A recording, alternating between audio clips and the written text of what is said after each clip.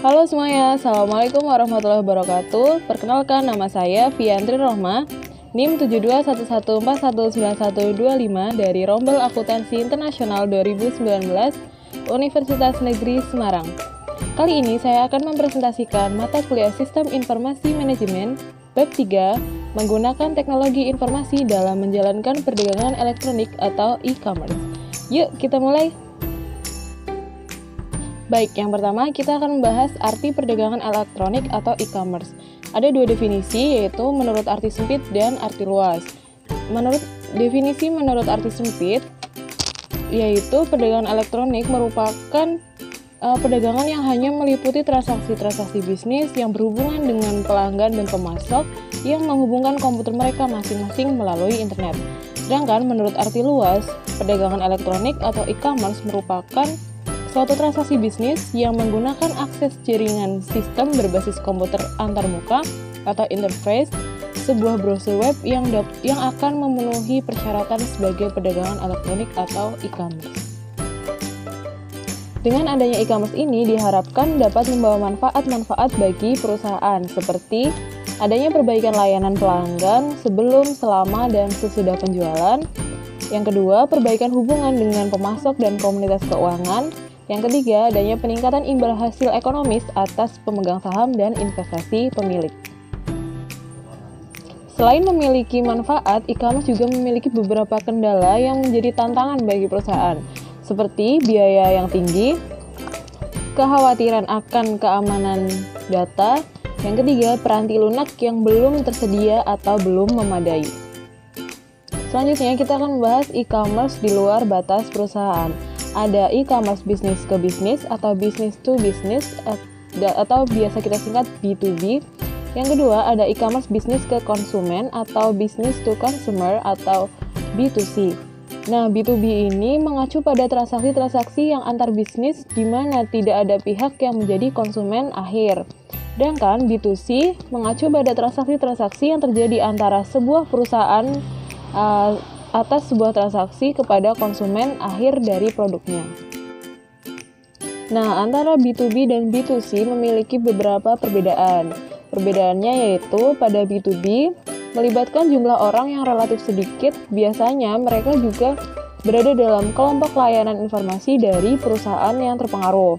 Yang kedua, orang-orang yang terlibat biasanya sangat terlatih dalam penggunaan sistem informasi, dan mereka mengenal proses bisnis yang terpengaruh oleh transaksi tersebut.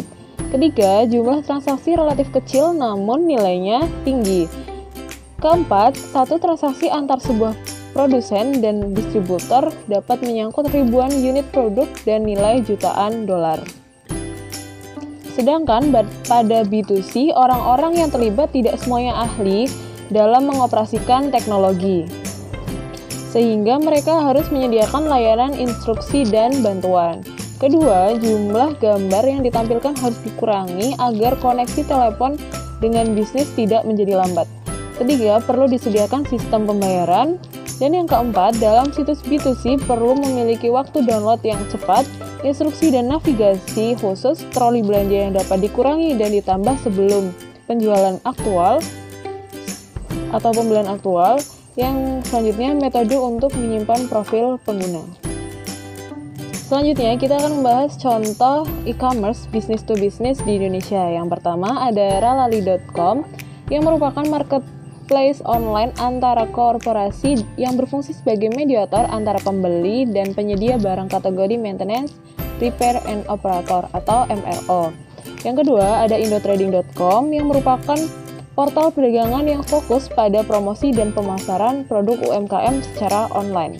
Yang ketiga ada MBIZ yang berfungsi untuk perdagangan secara online bagi perusahaan dan instansi pemerintah atau e-government dengan layanan yang dapat disesuaikan dengan kebutuhan masing-masing.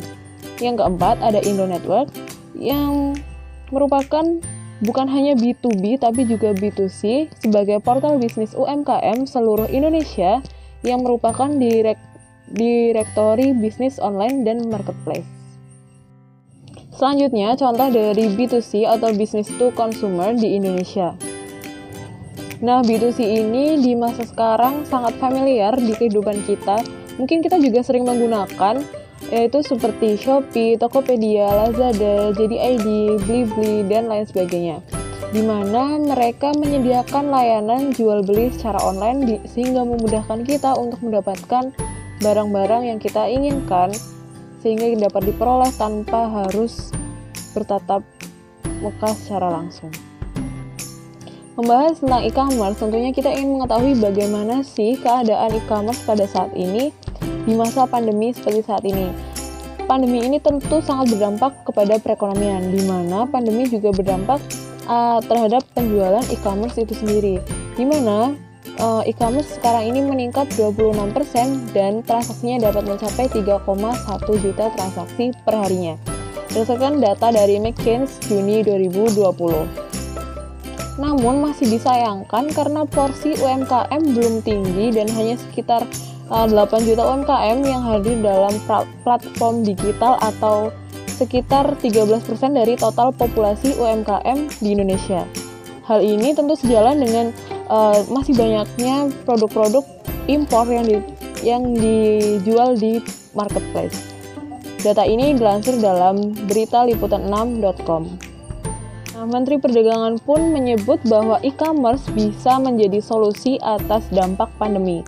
Dengan adanya e-commerce ini dan potensi pengguna internet di Indonesia yang cukup besar, yaitu mencapai 143 juta jiwa atau sekitar 64% dari total populasi, maka hal ini bisa menjadi penggerak perekonomian di Indonesia selama masa pandemi ini. Sehingga diharapkan dengan kehadirannya e-commerce dapat mendorong perekonomian Indonesia agar dapat terus berjalan.